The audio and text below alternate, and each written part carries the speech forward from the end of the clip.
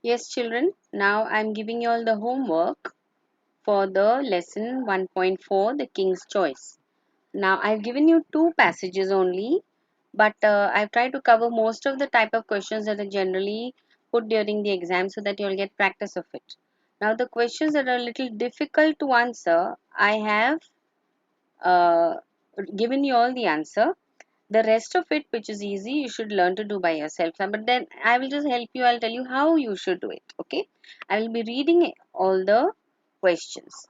Now, the first passage is on page 10 to page 11. Starts from there was once a lion till so they always had enough to eat. Now, read the passage and answer the questions that follow it. Why must a king have a coat? So I've given the answer. A king must have a court for the smooth functioning of his kingdom. Besides, it is not possible for him to do everything by himself. So he needs to delegate work to his courtiers who will also advise him on various important matters. Delegate work means distribute the work, okay, give the duties to other people. What qualities are necessary in the following why? This you will write by yourself. Now, if you want, you can just think. What qualities should a king have? A king should be brave. Yes, he should be wise. He should be kind. All these qualities that you feel a king should have.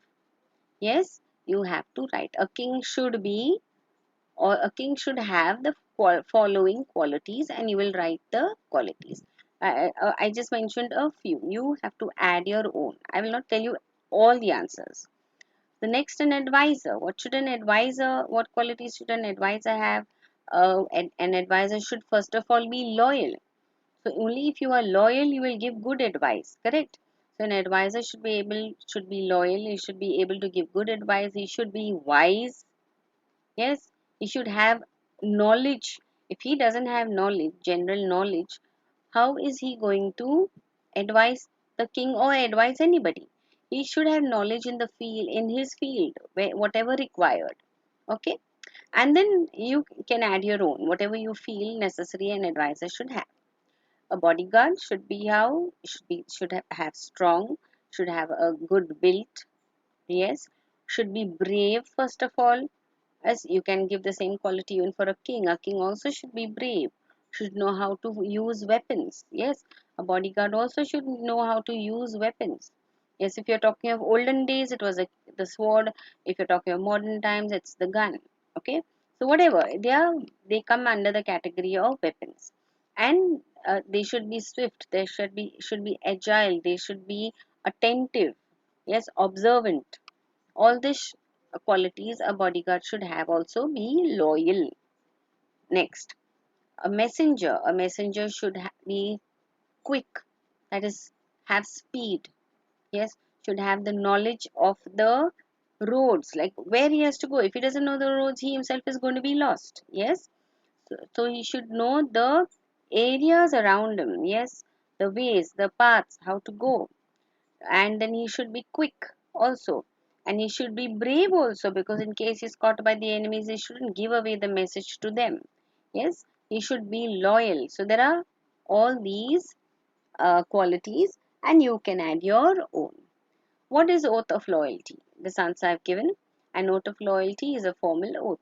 If you don't remember oath, you can write promise. Or what is the meaning of oath? It means promise taken by someone to be loyal to some cause or some person or something. So, whatever you may be loyal, maybe to your country, you may be loyal to a person, you may be loyal to your company. Like if you're a student, you're loyal to your school. Yes? Whom did the lion choose to be part of his court and in which position?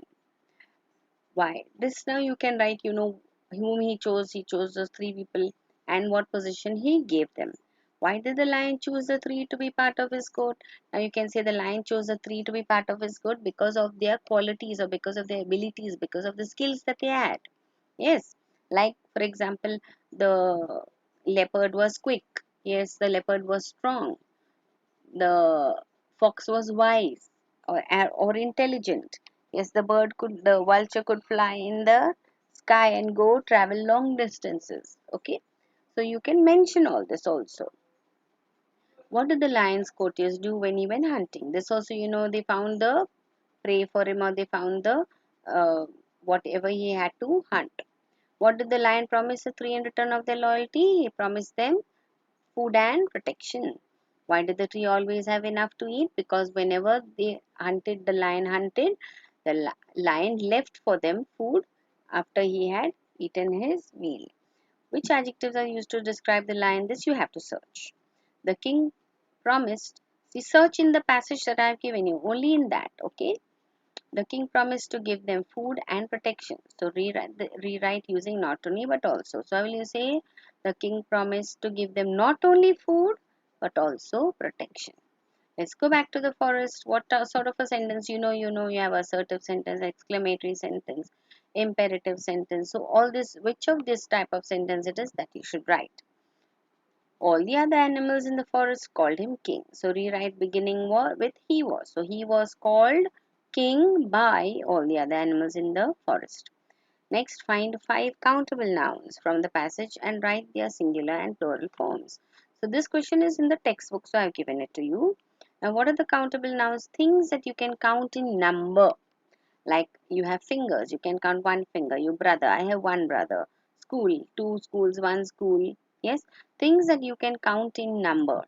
The things that you cannot count in number are uncountable, like you say sugar, you say milk. You cannot say one sugar, you cannot say one milk, correct? You cannot count them in number.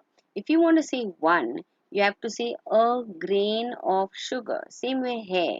You can't say, you say strands of hair, a strand of hair. You don't say one hair, you say a strand of hair, two strands of hair, if you want to put number to it. Okay, but generally speaking, you just say a liter of milk, a kilo of sugar, a spoon of sugar, a cup of sugar, a cup of milk, a bowl of milk, or a glass of milk, whatever you are measuring, whatever you are using to measure it. These things are measured. You do not count. आप मापते हो उसको, गिनते नहीं हो. Okay? Yes, so you measure it, but you don't count it. These are uncountable, called as uncountable. Okay? Now, things also can be uncountable is your abstract nouns, like patience. You cannot say, you cannot count patience. Correct? Loyalty. You cannot count loyalty. Can you say one loyalty, two loyalty? No. So you have to, only things that you can count, one, two, three, give them number, are called countable, and those which you cannot, you measure them, or you say some, you say few, yes, you say many, you will say little, you say none at all. Okay, this all is called as uncountable. Now, when you do write the when you write the countable names, also remember to write their singular and plural. Like supposing you have chosen lion, lion becomes lions. Okay, next one.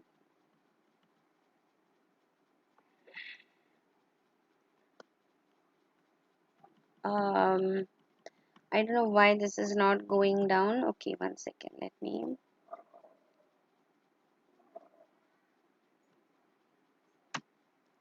Yeah, okay. All the other last question. All the other animals in the forest called him king. So here, now when you're doing this, remember subject and predicate. What is your subject? Subject is something that you are talking about in the sentence. Now, in this whole sentence, and in where you're talking of a subject, there should be no verb. There should be no verb. Okay. Now, if you look at the whole sentence, all the animals in the forest called him king.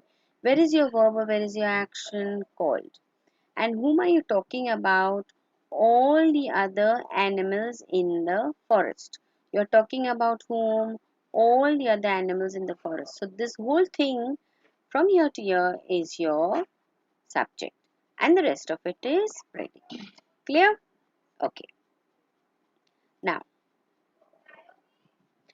now the next one is the passage 2, passage number 2. We will go to passage number 2, that is on page 12 to page 13. Open your page. After running for some time, starts with after running for some time till wanting to let the camel live. I hope you'll just open. If you want, you can open your page and keep.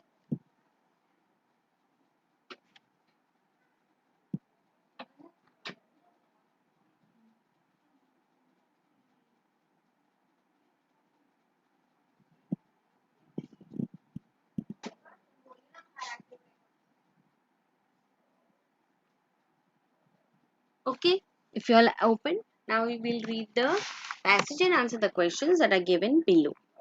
Now, first question, can you guess the plan the fox had thought of? Here I've given you the answer. The fox had planned to trick the camel and use him as a means of transport to go back to the forest and then kill him and have a feast. He also wanted to impress the king by doing so. So, what did the fox want to do? He wanted to become, uh, like come up in the eyes of the king, so that the king would think good of him and maybe give him a even make him even closer to him. Okay, and so he tricked the camel. Why does the fox address the camel as friend? Camel address means speak to. The fox address the camel as friend camel in order to win his trust so that he would follow him and not get suspicious. Next, did you expect the lion to be kind to the camel? Do you think his decision was right? Now, of course, you cannot expect the lion to be kind because a lion is supposed to be a ferocious animal. Yes, a fierce animal. Someone who is aggressive, someone who gets angry all the time, and someone who is strong. So, and here, especially, you didn't expect him to be kind because he had gone all the way there to be able to kill the camel and eat it. So, the camel was his prey. So, here, how do you expect him to spare the camel? So, your answer, I did not expect the lion to be kind to the camel as it was his prey. Yes, his decision to protect the lion and not kill it was right, as the camel had saved the lion and his courtiers' lives, and he had done so as a mark of gratitude for that. He had found a new and true friend in the camel, and he proved that a true king is one who rules the hearts of citizens because of his actions or deeds and not his power or position. So, here it was very important. I told you, remember, that his subjects love him because he is a good king. Why were the courtiers shocked to listen to the lion's decisions? So this you should be able to write. They were shocked because they had risked their lives just to be able to eat camel meat. Yes, and here the lion had spared his life, was now protecting the life of the camel. Why was the camel surprised to see the fox? The camel was surprised to see the fox because the camel lives in a desert and the fox is never seen in the desert. The fox because the fox lives in the forest. Divide the sentence into subject and predicate. Here I've just explained how do you do subject and predicate, but still let's see. The camel was presented to the king. So where is your action? Was. This is your verb. Now whom are you talking about? Who is doing this action? The camel. Yes? So the camel is your subject. Next one. Has killed. Has killed is your action. So who has killed? Our lion, the king. Yes, so till this, not just our lion, the king. Till here, till you reach this action, this whole part is your subject. Clear? Next, add question tag. Now it was time for the feast. So this you know how to do. You see your verb was, this is positive, so it becomes negative, wasn't it? You'll put a comma instead of a full stop comma and write wasn't it and add your question mark at the end. We will return. So what is the word here? What is the verb here? Will. Will is positive. So what is negative? Won't. So comma, won't. Who? Won't we? Question mark. I do not know any king. Now here this is do not is negative. Do not is negative. So what will come? This not will go, this negative will go and do I, comma, do I, question mark. Pick the adjectives and tell which noun they describe. Now, where are the adjectives? What are adjectives?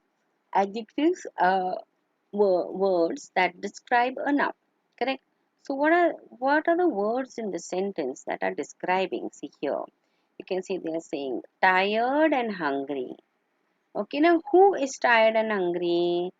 The travelers. So travelers is the noun. So who is tired and hungry? Travelers are described as being tired and hungry. So tired and hungry is the adjective and travelers is the noun. List the units that we use to measure the following. Now this is also from your textbook. Okay.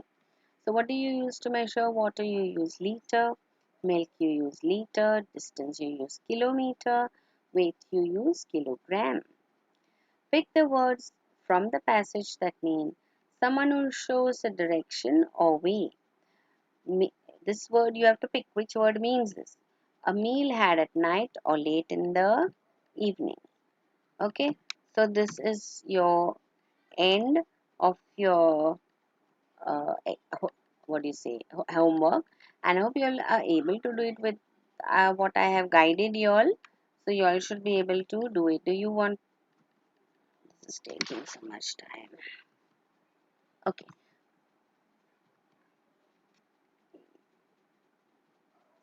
so this is, you will have to pause the video in between to be able to write the questions and then write your answers. Clear? Now you'll write it as I have written here, lesson number so and so. This is the homework. No need of writing standard 7, of course. Passage 1, this is the page, this is the passage, this is the comprehension, this is the passage from where you have to write your answer. And this, okay. So this is the way you will write it. After writing a question and the answer, you will leave a line. So you write the question, write the answer, leave a line. Then second question, write the answer, leave a line. Clear? I don't want everything just stuck together. There should be gaps between each question. Okay? So I hope you all are able to do it. And in case you all are not, don't worry, I will be giving you all time during my next session. Okay? Thank you and do have a good day.